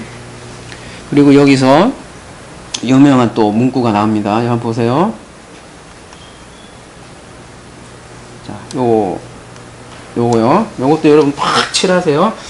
천사가 하늘로부터 예수께서 나타나 힘을 더하더라. 예수께서 힘쓰고 애써 더욱 간절히 기도하시니 땀이 땅에 떨어지는 핏방울 같이 되더라. 요 부분이요, 우수한 사본. 여러분 알렉산드리아 사본이 가장 우수하다 그래요. 그러니까 가장 변형이 안 된 사본이라고 얘기해요. 여러분 우리 성경의 원문이 하나님의 영감을 가지고 있고 오류가 없다는 건 원문을 얘기해요. 원래 마가가 썼던, 누가가 썼던, 요한이 썼던 그 원래 썼던 그 작품이 무효하다는 거지, 후대에 첨가된 거는 이거는 그거로 베린 거라고요. 이해하세요? 제가 얘기하는 거? 우리 그거 찾아가자는 거예요. 지금 우리가 번역된 이게 오류가 없다? 이 천만에 만만의 공덕이에요. 원래 마태, 마가, 누가, 원래 기록자가 원래 하나님의 영감을 받았던 그 기록자가 썼던 게 오류가 없는 거지, 후대에 들어갔다면 이거는 오히려 이거를 점을 남긴 거라고요. 요한계시록에서 보면, 그래서 여기서 하나라도 첨가하고 더하거나 빼면 저주받을지다 이런 얘기를 하잖아요. 그 기록이 왜 쓰였냐면 사본 그 필사자들이 하도 더하고 빼서 그런 얘기를 한 거예요. 요한계시록이 자기네들 신학을 보호하기 위해서 자꾸 첨가해요. 그리고 빼고. 원래 성경이 있는데, 그러니까 요한계시록 내가 기록했는데 여기서 너희들이 하나라도 빼면 저주받을지다 이런 저주로 마지막에 얘기를 한 거란 말이에요. 원래 게 무효한 거란 말이에요. 나중 거는 이 조직교회가 되면 될수록 점점 문자주의에 빠지고요. 영을 못 보니까요. 의문은 죽이는 거라고 하잖아요. 자꾸 문자로 가기 때문에 자꾸 문자 숭배가 되고 문자 예수, 예, 역사적 예수, 그러니까 그 육체 예수를 자꾸 섬기려고 하니까 그걸 보호하려고 자꾸 그거를 쌓았던 거야. 그 안에 영을 본 사람하고. 지금도 마찬가지잖아요. 우리가 창세기를 인간 창조라고 하면 미친놈이라고 하잖아요. 그거 계속 싸우는 거야. 그래서 어쨌든 그걸 뭐라 하지? 창조학이라는 이름으로라도 하여튼 싸워서 이겨야 돼, 그 사람들은. 그래갖고 뭐 네피림 6m 되는 사람들 찾아내야 되고. 근데 성경은 그 얘기하는 게 아니라 계속 우리를 구원하는 구원 메시지라는 걸 계속 얘기하는 거라잖아요.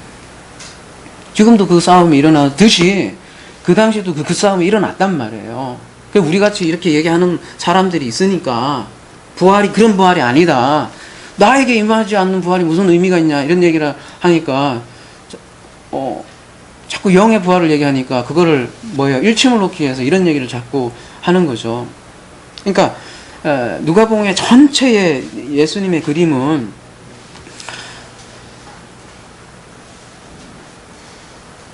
굉장히 침착한 예수예요. 근데 여기에서 갑자기 문맥하고도 흐려지게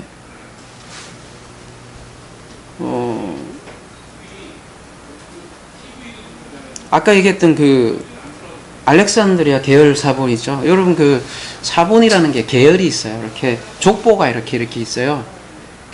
그러면 우수 사본이 있고 열등 사본들이 이렇게 있어요. 언제 사본학을 할지 안 할지 모르겠지만 그래서 가장 족보가 좋은 식약에서 여러분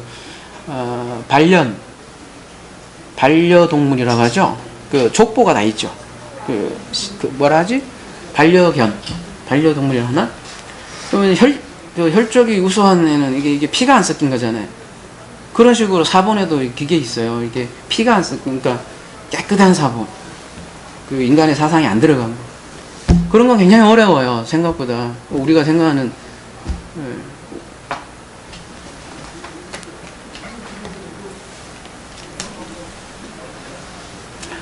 알렉산드리아 사본이 그래서 가장 우수한 사본이라고 하는데 거기에는 이 본문이 없어요.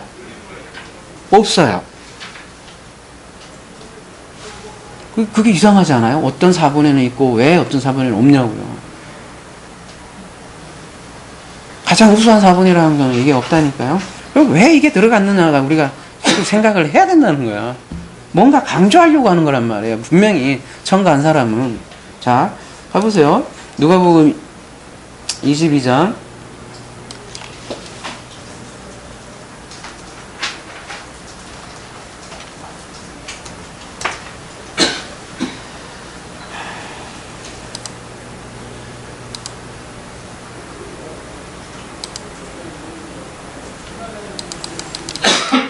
자, 이 단어도 보세요. 이 아고니아, 힘쓰다 이거 있잖아요. 딱 여기 한 번만 써요. 아까 제가 문체 얘기했죠. 어떤 사람이 어떤 어휘를 쓸 때는 쓰는 단어를 쓴다고요. 또 그 다음에 뒤에 더욱 간절히 액테네스테론 이거 보세요. 어때요? 딱 여기서만 써요. 다른 성경에도 아예 안 써요. 땀 어때요? 딱 여기서만 써요. 이해되세요? 제가 무슨 얘기 하는지? 지금 집사님하고 나하고 어떤 문장을 쓰면 둘이 어휘가 다르다니까요.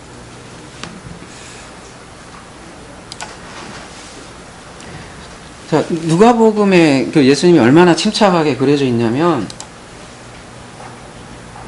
보세요. 누가복음 다른 공간복음에는 이렇게 표현이 안 돼 있어요. 전체적인 맥락이 그렇단 말이에요. 누가복음에서 그리는 거하고 마가복음에서 어떤 한 인물이 있는데 보는 각도는 다를 수 있죠. 근데 전체적인 누가복음의 전체적인 맥락은 같잖아요. 같을 거 아니에요. 마가는 이렇게 그게 이제 마가는 이렇게 봤을 거고 저자도 누군지는 정확히 많이 지금 논쟁이지만 하여튼간에 누가 봤든지 간에 여러분이 저를 보더라도 어떤 사람은 이렇게 그릴 거고 어떤 사람은 이렇게 그릴 거고 제가 죽으면 그놈은 나쁜 놈일 거도 이렇게 얘기할 거고 어떤 사람은 또 좋은 측면도 봐주고 이렇게 얘기하지만 어쨌든 한 사람이 얘기할 때는 같은 맥락으로 얘기할 거 아니냐고. 근데 갑자기 다른 얘기하면 그건 이상하잖아요. 그러니까 누가복음에서 전체적으로 이렇게 침착한 예수를 대부분 이렇게 그리고 있는데 갑자기 여기서만 이상한 게 삐집고 좀 완전히 다른 사상이 쑥 들어간다면 이건 이상한 거 아니냐는 얘기죠. 34절 이에 예수께서 이르시되 누가복음 23장 34절 아버지 저들을 사하여 주옵소서 자기들이 하는 것을 알지 못합니다 하시더라. 그들이 그의 옷을 나눠 제비 뽑을세. 그러니까 아버지여 저희를 사하여 주옵소서 이렇게 이런 말을 하는 데는 공감문이 누가복음이 밖에 없어요. 누가복음 23장 46절에도 가보면 얼마나 의연한지 예수께서 큰 소리로 불러 이르시되 아버지 내 영혼을 아버지 손에 부탁하나이다.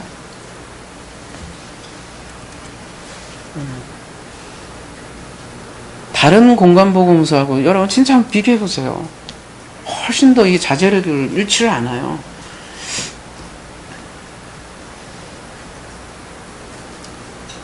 막 심각하게 고민하는 그런 장면도 거의 없고요. 그냥 차분한 사람이야. 그래서 흔히 얘기하는 영지주의자들이 이걸 그렇게 누가복음을 그렇게 좋아했다잖아요. 말시온이 이런 부분이 그런 게 없었기 때문에. 근데 이게 하도 그쪽에서 그렇게 나가니까 배기 싫은 거야. 말시온이고 뭐고가. 그래서 이러다가 확 빼다 탁 집어넣어갖고 이렇게 얘기를 하는 거죠. 그러니까 이런 모든 사상이 여기만 지금 누가복음 22장 43절 44절이 모든 사상이 거꾸로라고요. 누가가 얘기하는 거라. 오직 이곳에서만 예수님이 다가갈 운명에 대해서 고뇌를 한다는 거죠.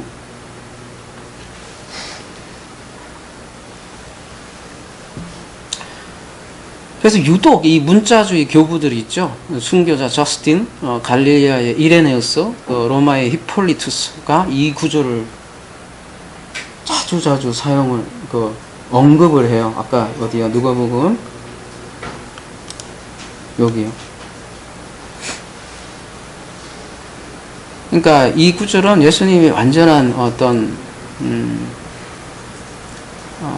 사람이 그러니까 그런 주장을 한 사람들이 있으니까 예수님은 사람이 아니었다. 그래서 완전한 사람임을 이렇게 주장하기 위해서 반박하기 위해서 인용했던 구절이라는 거죠.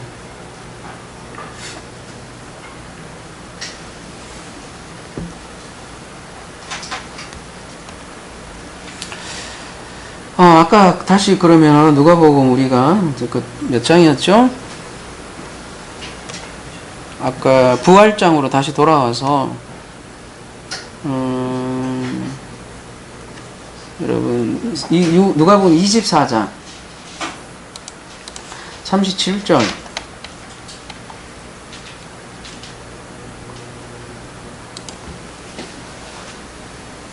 다시 돌아오면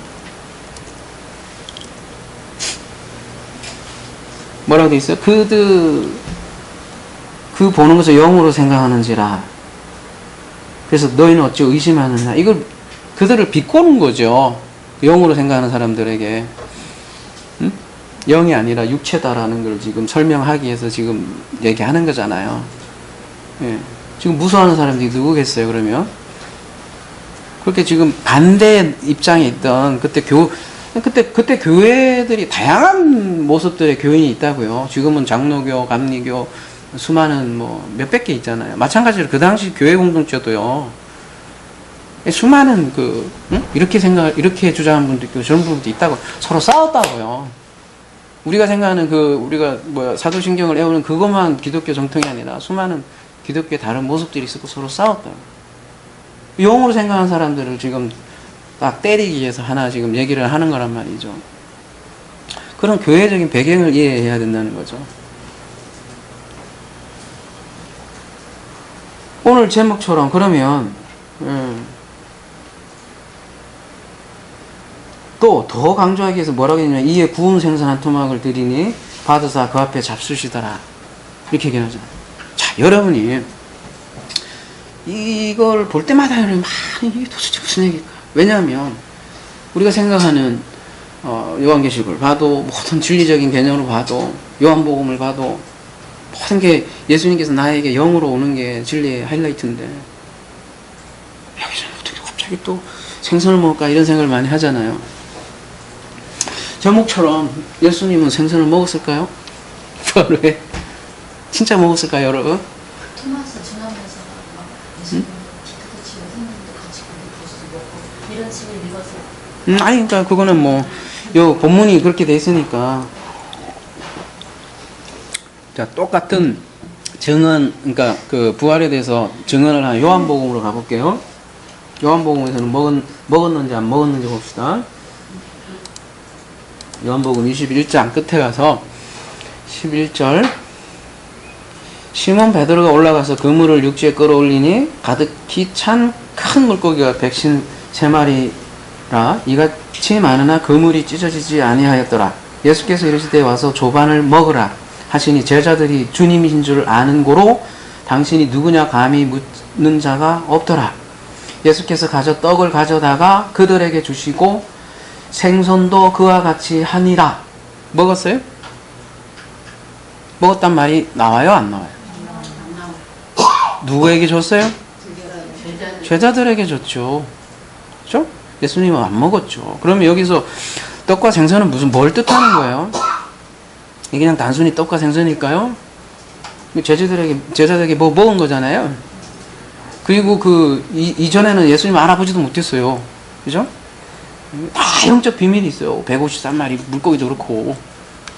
아무튼, 문자로 봐도 예수님은, 생선들을 제자에게 주셨지, 본인이 먹었다고 하지는 않아요. 요한복음에서는.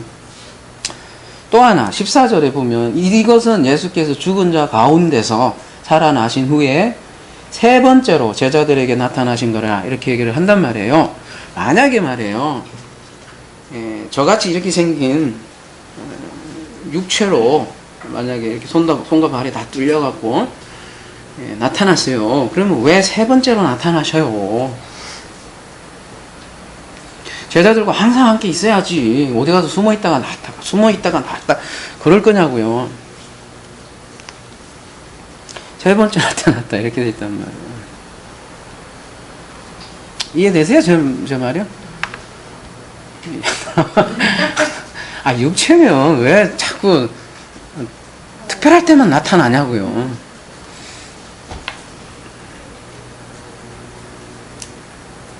그래서 뼈와 살 생선을 먹는 장면은 여러 가지 정황으로 봤을 때 후대에 첨가된 본문이다. 뭐를 강조하기 위해서?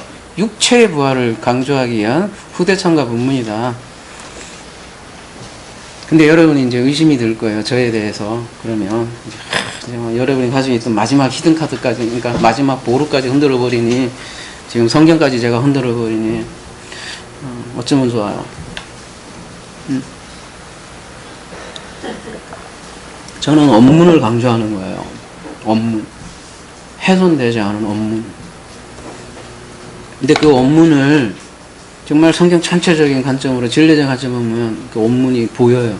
제가 뭐 이런 얘기 하면 좀 싸가지 없을지 모르지만, 완벽하지는 않더라도, 진리에서 사상이 벗어나면 뭔가 이상한 거예요, 이거는.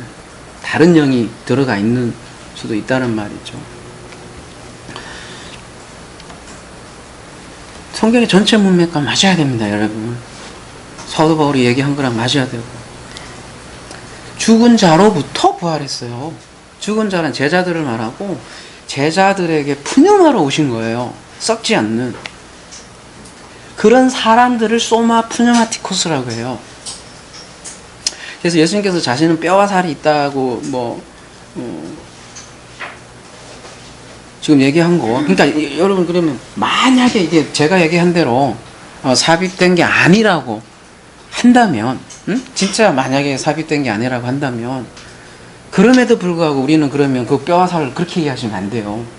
만약에 이게 삽입된 게 아니더라도, 두 가지 다 가능성을 보더라도, 근데 거의 가능성이 없다고 보지만, 만약에 이게 원래 누가의 기록이라고 한다면 그렇게 생각하시면 안 돼요. 어떻게 생각을 해야 되냐면, 내가 뼈와 살이 있다라는 거는 내가 뼈와 살로 존재한다는 얘기죠. 그러니까 내가 제자들에게 푸뇨마로 와서 푸뇨마로 먹는다. 그러니까 제자들이 먹는 게 내가 먹는다는 거죠. 그러니까 네가 요한계시록 3장 20절에 보면 예? 네가 문을 열면 내가 너로 먹고 네가 나로 먹는다 이런 개념이잖아요. 이렇게 먹는 게 사실 진짜 먹는 개념이죠. 사실은 요한계시록 21장은 그런 개념이에요. 요한계시록 21장은 우리가 누가복음을 그렇게 이해해야 된다. 만약에 여러분이 제 성서 비평에 대해서 부정적이라면, 그러니까 이 말은 예수님은 뼈와 살이 있다 이런 말은 무형이 아니라 실체가 있다라는 말이죠. 근데 그 실체는 어떤 식으로 실체가 있냐면 예수님은 제자들을 통해서 실존한다라는 뜻이죠. 그래서 제자들에게 나를 보면 아버지를 본다고 얘기를 하잖아요. 이것이 나는 뼈와 살이 있다라는 말로 이해하시면 될 것 같습니다.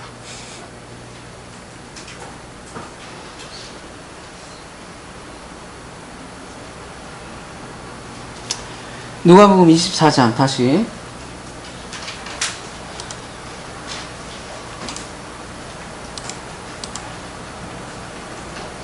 그 뒤에 이제 가볼게요.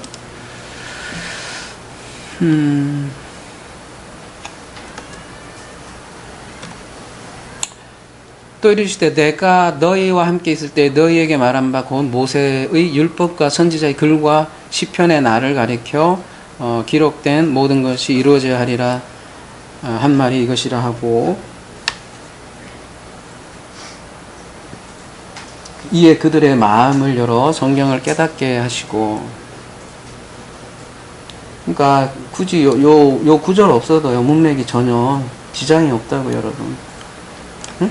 예수님께 나타났어요. 너에게 샬롬 얘기하고 바로 그 다음에 성경을 풀어주시는 장면. 바로 그래서 그들의 마음을 열게 하시는 장면이라고요. 그렇게 하고 쭉 나가서 51절 쭉 가보시면요, 여기도 보면 꺾인 표가 하나 있죠. 24장 51절 축복하실 때 그들을 떠나, 원래 원문은 이렇게 돼 있는데 여기에 꺾인 표로 하늘로 올려주시니 이렇게 돼 있잖아요.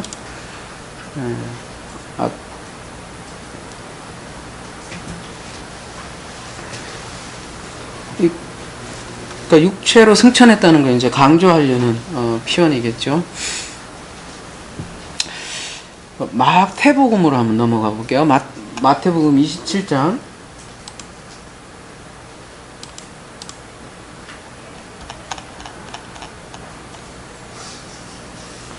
예수께서 다시 크게 소리를 지르시고 영혼이 떠나시니라. 이에 성소 2장이 1호부터 아래까지 찢어져 둘이 되고 땅이 진동하며 바위가 터지고 무덤들이 열리며 자던 성도의 몸이 많이 일어나되, 예수의 부활 후에 그들이 무덤에서 나와서 거룩한 성에 들어가 많은 사람에게 보이니라. 백부장 및 함께 예수를 지키던 자들이 지진과 그 일어난 일들을 보고 심히 두려워하여 이르되 이는 진실로 하나님의 아들이었도다 하더라.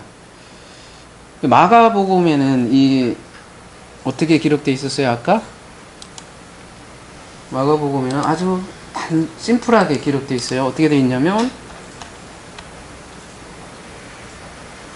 예수께서 큰 소리를 지르고 숨지시니라.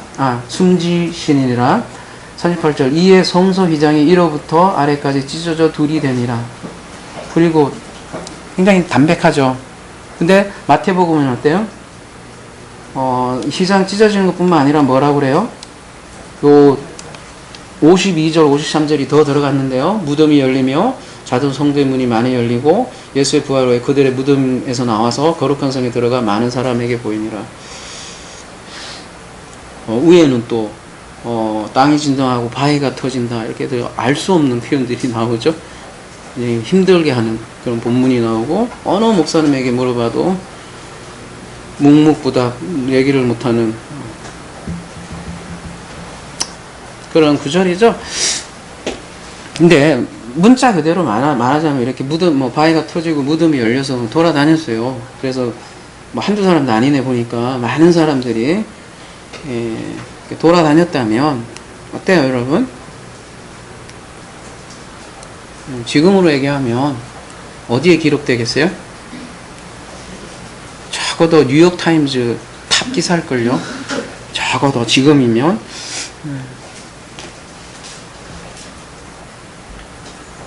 근데 역사적 기록이 하나도 없어요. 예수님 기록도 그렇지만 예수님 기록도 뭐 거의 없어요. 사실은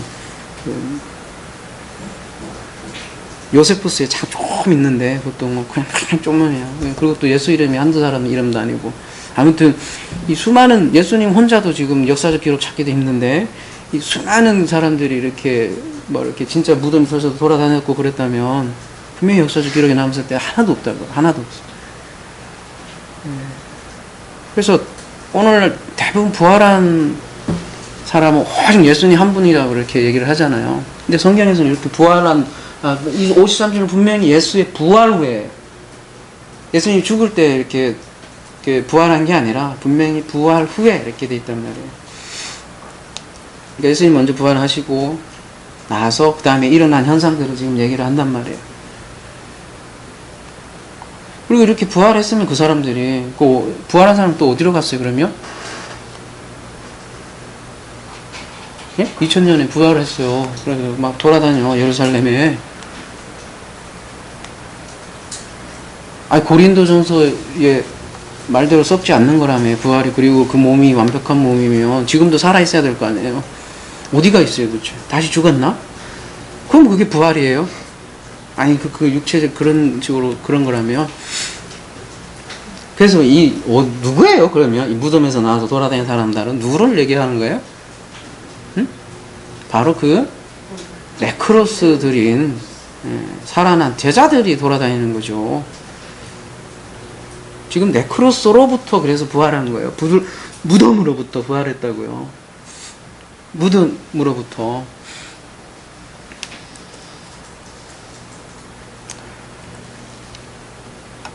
마태복음에는 이렇고요. 요한복음까지 한번 공관복음 다 해야죠. 요한복음 20장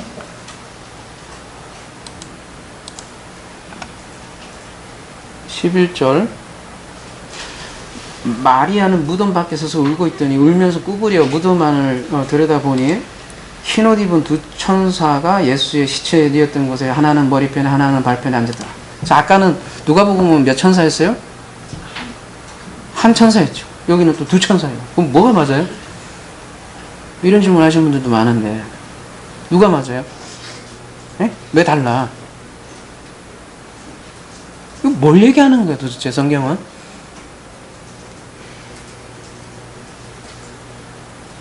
여기 요한복음이니까 두 천사에 대해서 얘기를 해봅시다. 이 두 천사는 뭐를 뜻할까요? 응? 예? 예, 법궤 위에 두 천사 딱 있잖아요. 그러니까 신학이 들어가 있어요. 각 복음서에는 각 기자들이 신학이 들어가 있다고요. 마태복음은 그 율법에 대한 신학이 들어가 있고요. 응? 마가는 십자가 신학이 들어가 있고, 누가는 상당히 이그젠플한 모범적인 게 많이 들어가 있고, 요한은 이렇게 수많은 상징성이 들어가 있는데 그 중에 지금 말씀하셨듯이 법궤의 그 그룹 두 천사를, 그 얘기는 뭐냐면 지금 예수님의 그 무덤의 지성소를 강조하는 그 장면이죠. 그래서 두 천사가 등장하는 거예요. 이게 막 역사적인 거 가서 이렇게 누가 그런 게 아니라고요, 여러분. 그렇게 성경 그렇게 이해하시면 전혀 얘기가 하려고 하는 게 알 수가 없어요. 천사들이 이러되 그건 다 세메이언이에요. 사람들이 다 거기에 그냥 손가락에 다 이렇게 여기에 다 빠져갖고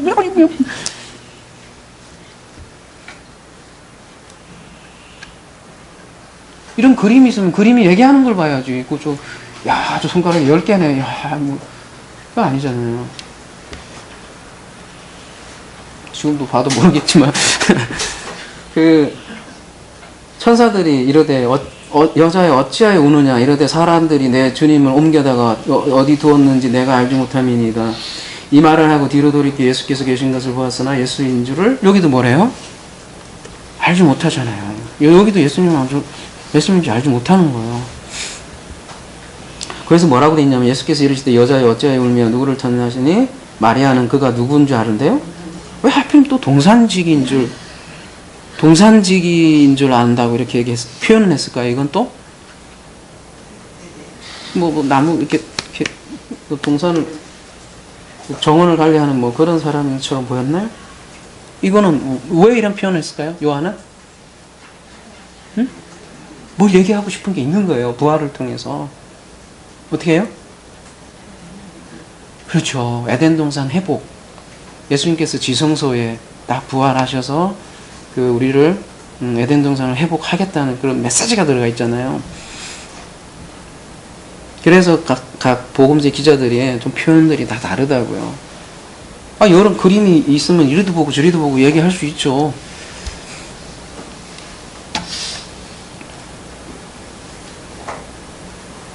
그리고 이제 쭉 가서 19절 가볼게요. 쭉 가서 이날 곧 안식 후에 첫날 저녁 때 제자들이 유대인들이 두려워하여 모인 곳에 문들을 닫았더니 예수께서 오사 가운데 서서 이르시되 너희에게 평강이 있으시다. 분명히 뭐래요? 제자들이 유대인들을 두려워하여 모인 곳에 문들을 닫았다니, 이게 굳이 이런 표현을 해요. 문들을 탁 닫았대요. 그런데 예수님께서 나타나셨어요. 그러면은 문들을 탁 닫았는데 예수님이 나타나셨다는 건 뭐예요? 무슨 뜻이에요? 저 문을 탁 잠금장치 딱 해놨는데 비밀번호 제가 이렇게 밀고 들어올 수 없잖아요. 근데 이렇게 쏙 오셨다고요. 사락스가 아니라고요, 여러분. 그거 얘기하는 거라고요. 육신의 부활이 제가 부활 자체를 지금 하는 게 아니에요. 그게 어떤 부활이냐를 지금 얘기하는 거예요. 응? 예수님 분명히 부활하셨죠. 그리고 무덤에서 없어지셨죠. 근데 새로 나타난 그 부활은 전혀 사람들이 생각하는 그런 자꾸 육체적으로 생각하면 곤란하다는 거죠.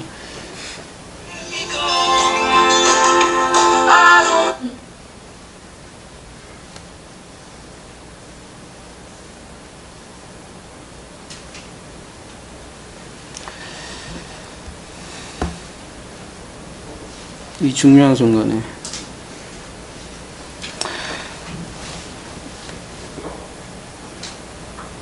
그 사락스가 부활했다면 누구나 보았을 거예요. 그죠? 누구나 보았을 거라고요.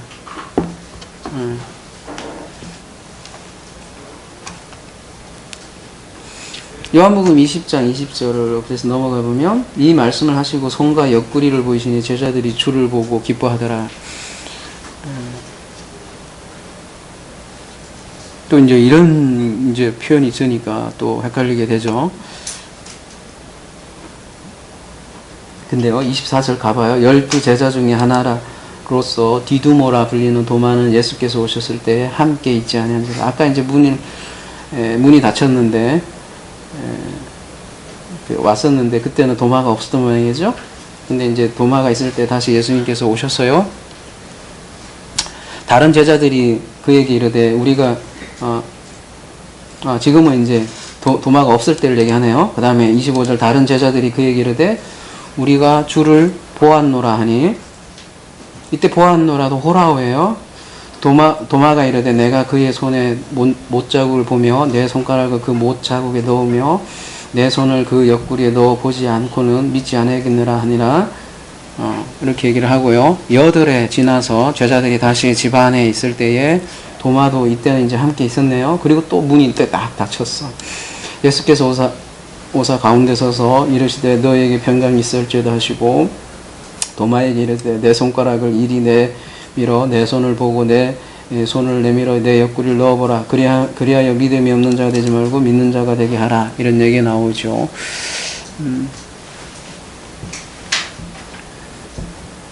도마가 대답하여 이르되 나의 주님이시오 나의 하나님이시다. 일단 내 손을 보고 내 손을 내밀어 내 옆구리를 넣어보라. 그래야 믿음 없는 자 되지 말고 믿는 자가 되라. 이렇게 얘기했는데 갑자기 도마가 그냥 어떻게 해요? 나의 주님이시오 나의 하나님이시오. 그래서 예수님께서 이르시되 너는 나를 본 거로 믿느냐? 보지 못하고 믿는 자들은 복되다 하시니라. 보통 도마가 이렇게 옆구리 쑤셔 넣었다고 생각해요? 아니면 어떻게 생각을 해요? 보통은? 보통 이렇게 했다고 이렇게 생각하죠. 의심 많은 도마라고 생각을 하고 손가락과 도마 이렇게 보고 이렇게 집어넣었다고 이렇게 생각을 많이 하는 것 같아요. 근데 이거는 원어로 좀 볼게요. 도마가 과연 그랬을까? 요한복음 20장 29장 가볼게요. 도마가 어떤 식으로 보았냐 이거죠. 제 얘기는. 네? 예수님께서 뭐 이렇게 어떤 형상으로 이걸 보여줬을지 어쩐지 모르겠어요. 근데 도마가 어떻게 보았느냐 보자고요. 자, 예수께서 예수 그에게 가라사대 뭐라 그래요? 나를 뭐예요? 너는 인칭이니까 뭐 했대요? 직설법 완료니까 너는 나를 호라오했다. 너는 나를 호라오했다. 도마야. 그리고 뭐예요? 직설법 믿었다. 그러니까 여기 호티까지 연결을 하면 너는 나를 보았기 때문에 믿었다. 그러니까 다른 말로 하면 너는 나를 호라오했기 때문에 믿었다. 됐죠? 그래서 복되다. 어떤 사람은 메 에이도 카이 피스티오 뭐예요? 에이도 하지 않고 믿는 자 복수죠? 들은 복이 있다. 무슨 얘기예요? 도마는 호라오했기 때문에 믿었다. 거꾸로 얘기하면 에이도 하지 않았다. 그래서 너는 복되다. 그 얘기잖아요. 이해되세요? 그러면 여기 에이도하고 호라오를 이해하면 되잖아요. 에이도는 무슨 뜻이냐면 여러분 에이돌론이라는 거 알죠? 에이돌론이 우상이라는 뜻이거든요. 그러니까 에이돌론이라는 게 에이도에서 나왔거든요. 그래서 쉽게 얘기하면 에이도는 실질적으로 가시적으로 보이는 것을 얘기하는 거라고 우리가 흔히 얘기하고, 호라오는요 꼭 이렇게 눈으로 보는 거라기보다 깨달음에 가까워요. 계시의 깨달음.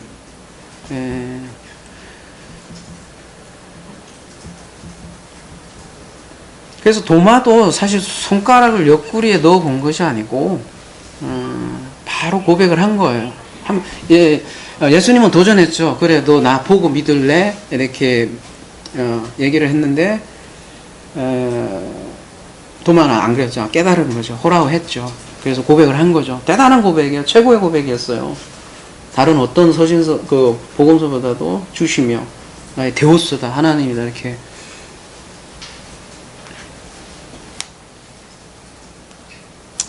그러니까 에이도 하지 않고 믿었다. 도마는 이렇게 얘기하고, 너는 그러니까 우상을 쫓지 않았다. 복이 있다. 이렇게 얘기를 한 거고, 너는 호라고 했다. 이렇게 하죠. 부활은 호라고예요, 여러분. 그래서 고린도전서 15장, 또 부활장 다시 가봅시다. 이제 복음서를 뛰어넘어서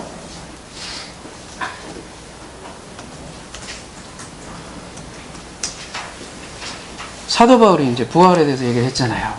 뭐라 그래요? 내가 받은 것을 먼저 너희에게 전하였느니 이는 성경대로 그리스도께서 우리 죄를 위하여 죽으시고 장사 지낸 바 되었다가 성경대로 사흘 만에 다사 살아나 게바에게 뭐해요?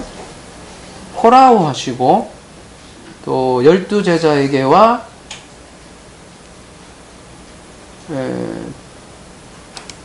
그 후에 500여 형제에게 일시에 호라오 하셨나니 그 중에 지금까지 태반이나 살아 있고 어떤 이는 잠들었으며 그 중에 야곱에게도 뭐래요?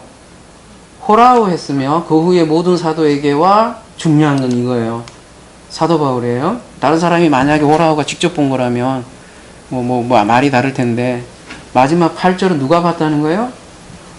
만삭되지 못한 나에게 지금 글 쓰는 자기 라이터인 사도 바울에게도 뭐래요? 호라오 했다고 그래요. 근데 사도 바울이 언제 예수님을 직접 본 적 있나요? 사도 바울이? 사도 바울이 육신의 몸을 본 적 있나요? 없어요. 어떤 기록도 없고. 사도 바울이 본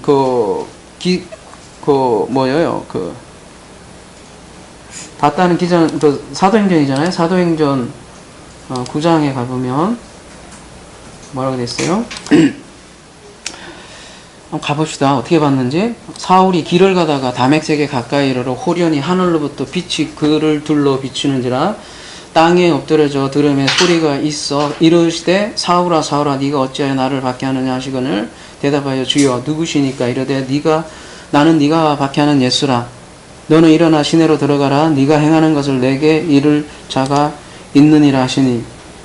이거 보세요. 문제는 이거예요. 같이 가던 사람들은 소리만 듣고 아무것도 보지 못하여 말을 못하고 서 있더라. 이게 그러니까 사도 바울만 본 거예요.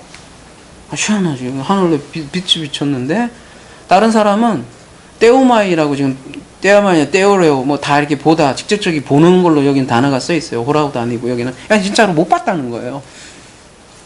다른 사람들은 못 본 거. 떼오레오. 뭐 사도행전 22장도 있지만 거기도 마찬가지예요.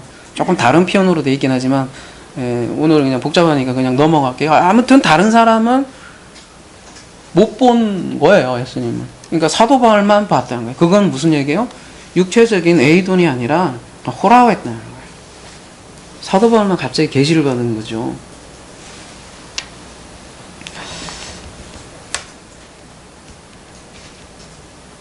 그래서 호라우는 그러니까 고린도전서 15장에는 자기도 그리스도를 호라우했다고 분명히 얘기를 하고 있는데 육신으로 본 게 아니라 단순히 육신의 눈으로 육체를 보았다는 말이 아니라 자기에게 빛으로 임한 영으로 임한 그리스도를 보았다고 지금 사도 바울은 지금 고백을 하고 있고요.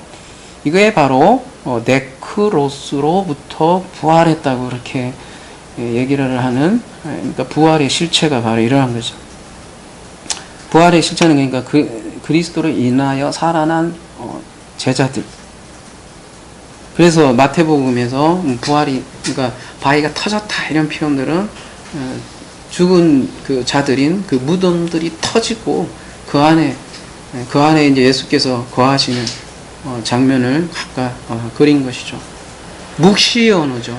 이거를 문자 그대로 받아들이면 성경에 그 진짜 얘기하는 우리가 영안이 열리다 그런 얘기를 많이 하잖아요. 그게 바로 호라오인데 영안이 열릴 수가 없는 것이죠.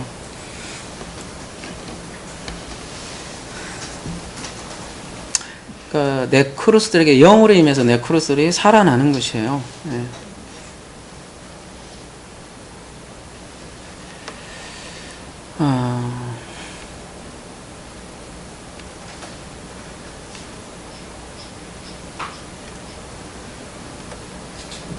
생각보다 진도 많이 뺐네. 다 할 수 있겠다. 피자 못 맞출게. 시켰어요? 네. 자, 그러면 이제 마무리하자고요. 예수님께서 계속 말씀하시는 마지막 때는 뭐냐? 예수님뿐만 아니라 성경 기자들이 말하는 마지막 때. 그날이 언제냐? 언제예요? 맨날 우리가 얘기하는 게 그잖아요. 지금 우리 천국주대도 그렇고 다 이게 엮여 있는 거예요. 거듭남도 그렇고 다 엮여 있는 거예요. 하나님의 시간 개념도 그렇고 저희들이 지금 주제 강의인데 12번째인데 전부 다가 엮여 있는 거예요. 하나하나. 그래서 한 가지만이라도 주제를 우리가 제대로 알면 성경이 뚫린다는 얘기가 그 얘기예요. 근데 이 한 가지를 제대로 삐끗하게 알고 있기 때문에 성경이 안 보이는 거예요.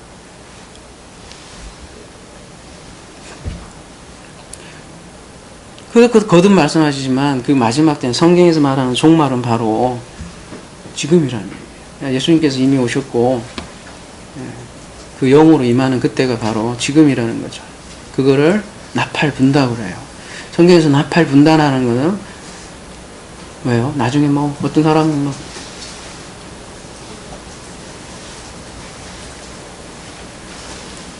자기 막 나팔 소리 듣는다고 하는데 그렇게 나팔 소리 들리면 저기 병원 가야 돼요. 저 환청 듣는 거거든요.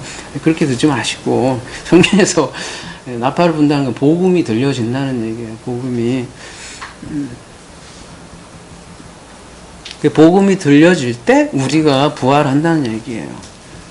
그래서 우리가 소마 푸시키 코스였는데 우리가 그냥 우리의 호흡이었는데 소마 푸니마티코스로 변한다는 거예요.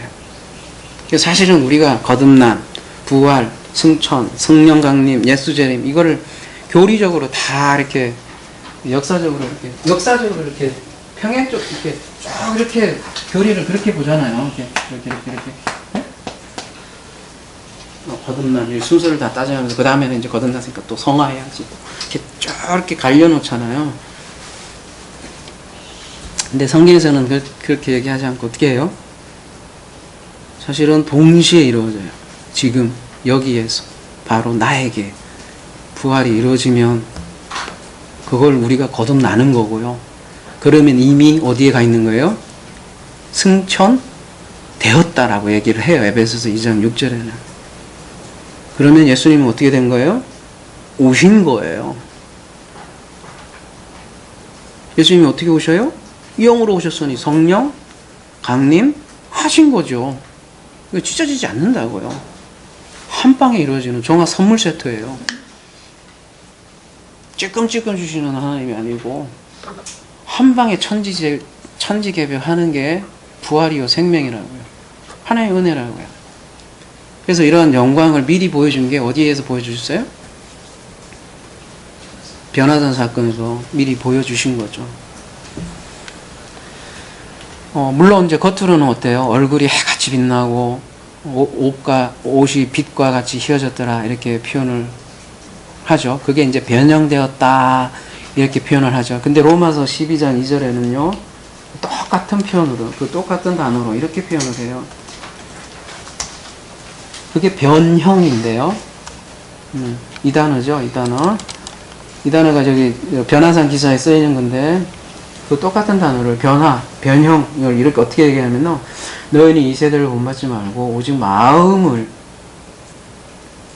새롭게 함으로 변화를 받아 하나님의 선하시고 기뻐하고 온전하신 뜻이 무엇인가 변하더라. 마음이 또 이때는 뭐예요? 너희 누스를 새롭게 완전히 변형되는 것이 그것을 얘기하고 고린도후서 3장 18절에 뭐라고 얘기해요? 우리가 다 수건을 벗은 얼굴로 거울을 보는 것 같이 주의 영광을 보며 저와 같은 형상으로 하여 영광의 이름이 곧 주의 영으로 말미암이다. 그렇게 우리가 변형되면 이미 영광을 우리가 가진 거고 그래서 그 영광이 영광에 이르게 한다는 거죠.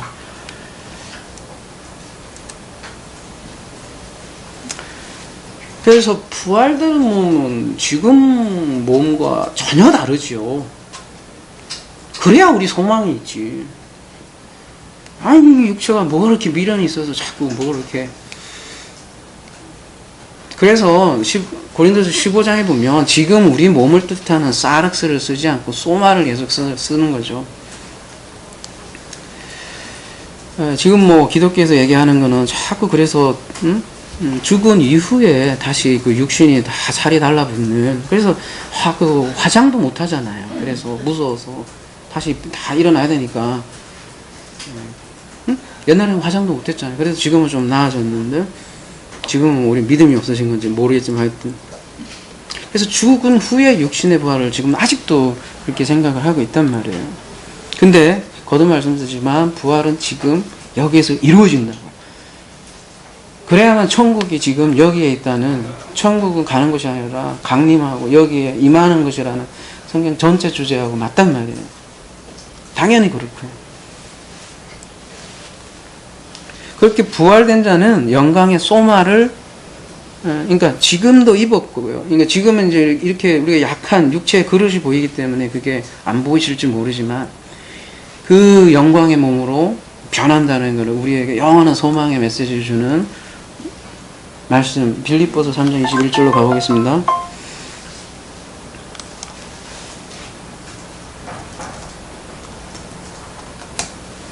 그가 만물을 자기에게 복종케 하실 수 있는 자의 역사로 어떻게 우리의 낮은 소마잖아요. 여기도 낮은 몸을 자기의 어때요?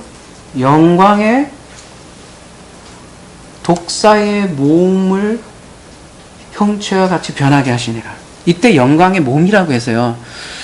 우리가 생각하는 흔히 이런 몸이 아니라 보이는 이런 몸이 아니라 여러분 뭐 죽어봐야겠지만 그죠? 아무튼 훨씬 더 영광된 그 소마를 입는다는 거죠. 그게 보이지 않는 것이래요. 고린도후서 4장 18절 이 사람들이 불신의 세대는 보이는 것만 믿기 때문에 우리의 돌아보는 것은 보이는 것이 아니요 보이지 않는 것이니 보이는 것은 잠깐이요 보이지 않는 것은 영원함이라. 그러니까 영원한 영광의 몸을 입는 게 부활인 거죠.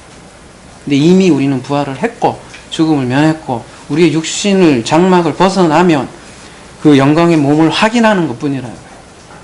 근데 몸은 이런 거가 아니고 전혀 다른 몸을 확인하는 것뿐이란 말이죠.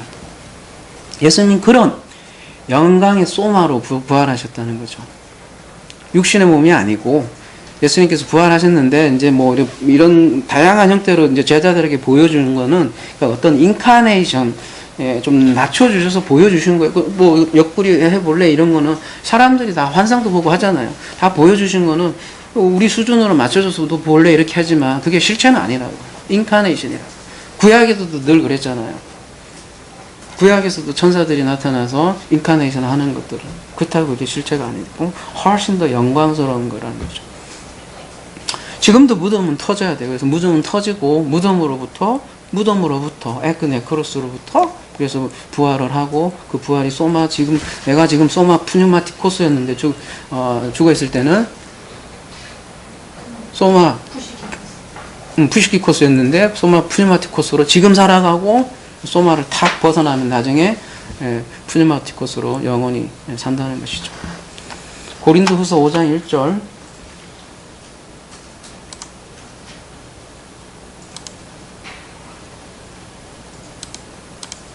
만일 땅에 있는 우리 장막의 집이 무너지면 하나님께서 지으신 집 곧 손으로 지은 것이 아니요 하늘에 있는 영원한 집이 우리에게 있는 줄을 아느라. 참으로 우리가 여기서 탄식하며 하늘로부터 오는 우리 초소로 덧입기를 간절히 사모하니라. 그래서 이런 말을 하는 거고요. 그래서 육신의 장막을 벗으면 영광의 몸의 실체를 확인하는 것뿐이라는 거죠.